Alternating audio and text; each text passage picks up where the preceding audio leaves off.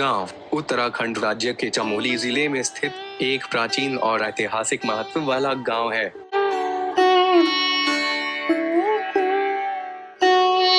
यह गांव प्रसिद्ध बद्रीनाथ धाम से मात्र 3 किलोमीटर की दूरी पर स्थित है और समुद्र तल से लगभग 3200 मीटर की ऊंचाई पर बसा हुआ है।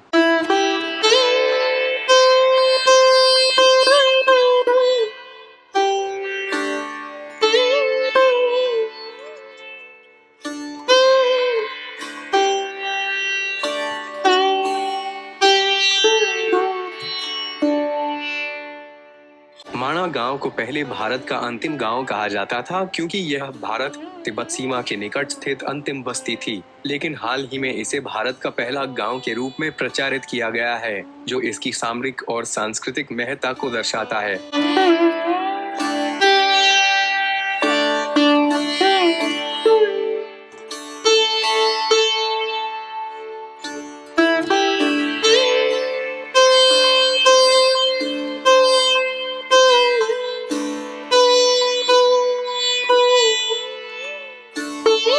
माणा गांव को अपनी सांस्कृतिक धरोहर और पौराणिक कथाओं के लिए जाना जाता है।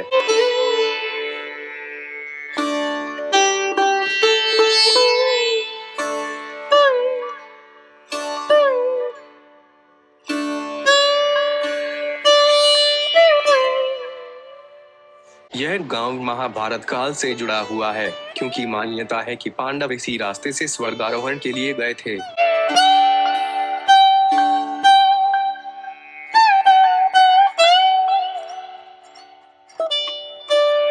यहाँ स्थित भीमपुल से जुड़ी कथा के अनुसार पांडव जब स्वर्गारोहण के लिए जा रहे थे, तब भीम ने एक विशाल चट्टान को नदी के ऊपर रखकर पुल का निर्माण किया था, ताकि द्रौपदी और अन्य पांडव पार कर सकें।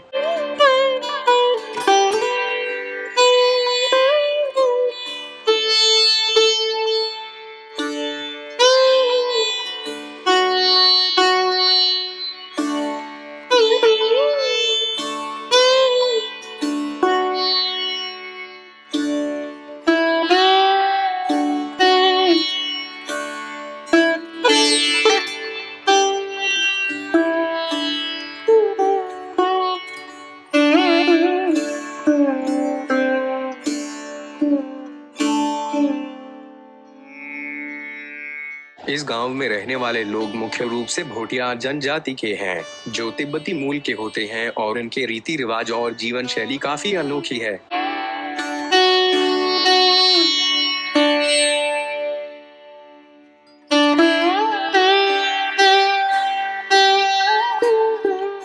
माणा गांव में घूमने योग्य स्थान भीम पुल। यह पुल सरस्वती नदी के ऊपर स्थित है और इसका धार्मिक एवं पौराणिक महत्व है। मान्यता है कि इस पुल का निर्माण भीम ने किया था।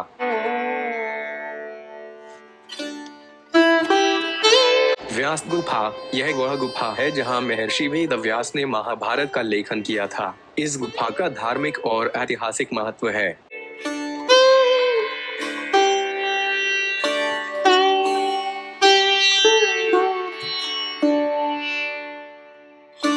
गणेश गुफा। यह गुफा उस स्थान को चिन्हित करती है जहां भगवान गणेश ने महाभारत का लेखन किया था, जो वेदव्यास द्वारा सुनाई गई थी।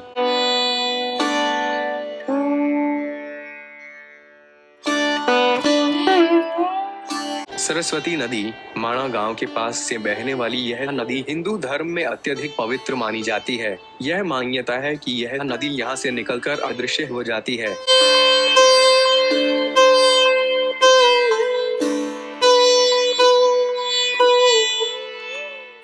स्वर्गारोहिणी शिखर। इस पर्वत शिखर को पांडवों के स्वर्गारोहण से जोड़ा जाता है। यह पर्वत उन लोगों के लिए एक प्रमुख आकर्षण है जो पौराणिक कथाओं और प्राकृतिक सुंदरता से प्रेम करते हैं।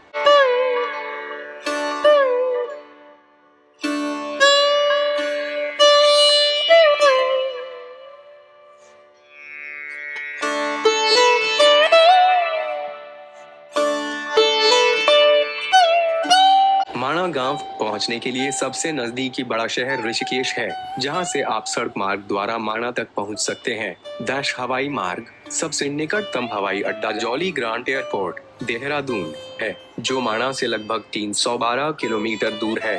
दाश रेल मार्ग। निकटतम रेलवे स्टेशन हरिद्वार है, जो माणा से लगभग 275 किलोमीटर की दूरी पर है। सड़क मार्ग ऋषिकेश और जोशीमठ से बद्रीनाथ के लिए नियमित बसें और टैक्सी उपलब्ध हैं। बद्रीनाथ से माणा गांव तक आप पैदल या टैक्सी द्वारा पहुंच सकते हैं।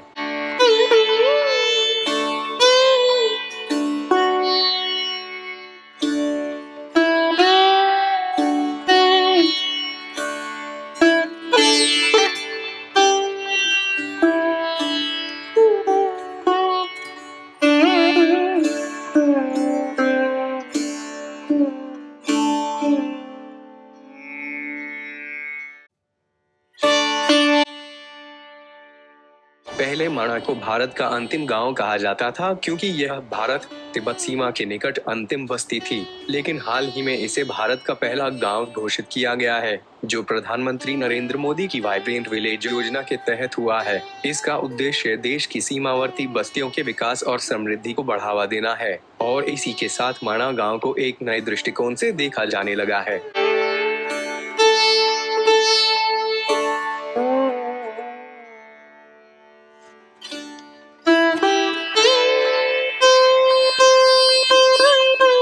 माणा गांव केवल प्राकृतिक सुंदरता से परिपूर्ण नहीं है, बल्कि यह धार्मिक और पौराणिक महत्व भी रखता है। यह गांव अपनी अनूठी संस्कृति, पौराणिक स्थल और हिमालय की अद्वितीय शांति के कारण हर यात्री के लिए एक अविस्मरणीय अनुभव प्रदान करता है।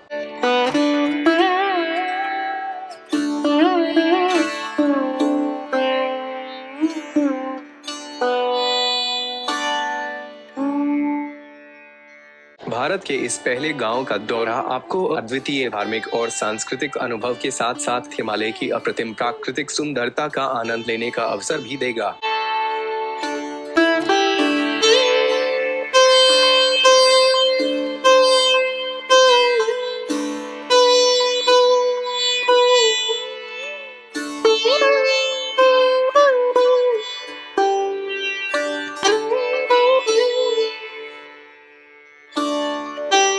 माणा गांव घूमने का सबसे अच्छा समय मई से अक्टूबर के बीच होता है। इस समय मौसम सुहावना और ठंडा होता है, जिससे यात्रा करना और प्राकृतिक सुंदरता का आनंद लेना आसान होता है। मई से जून इस समय गर्मियों का मौसम रहता है, लेकिन ऊंचाई के कारण यहाँ का तापमान सुखद और ठंडा रहता है। यह समय माणा गांव के आसपास के स्थलों को देखने और ट्रेकिंग के लिए भी उपयुक्त है। जुलाई से सितंबर इस दौरान मानसून का मौसम होता है और कभी कभी भूस्खलन की संभावना हो सकती है। हालांकि मानसून के बाद का दृश्य बेहद हरा भरा और आकर्षक हो जाता है।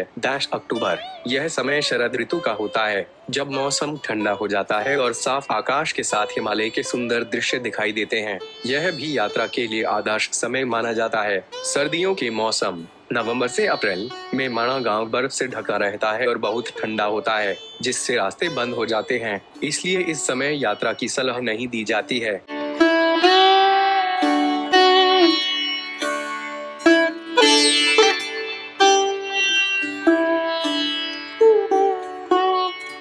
माणा गांव के लोगों का मुख्य व्यवसाय बुनाई, हस्तशिल्प और पर्यटन पर आधारित है। यहाँ के लोग विशेष रूप से ऊनी कपड़े जैसे शॉल, टोपी और कंबल बुनते हैं, जो अपनी उत्कृष्ट गुणवत्ता के लिए प्रसिद्ध हैं। इसके अलावा पर्यटकों के आगमन से जुड़ी गतिविधियां जैसे गाइड का काम, दुकानों में स्थानीय उत्पादों की बिक्री और छोटी मोटी दुकानें चलाना भी उनके आय का एक महत्वपूर्ण स्रोत है। गर्मी के मौसम में जब पर्यटक आते हैं तो पर्यटन से उनकी आय होती है, जबकि सर्दियों में अधिकांश लोग नीचे के क्षेत्रों में पलायन कर लेते हैं, जहां वे कृषि या अन्य मौसमी काम करते हैं।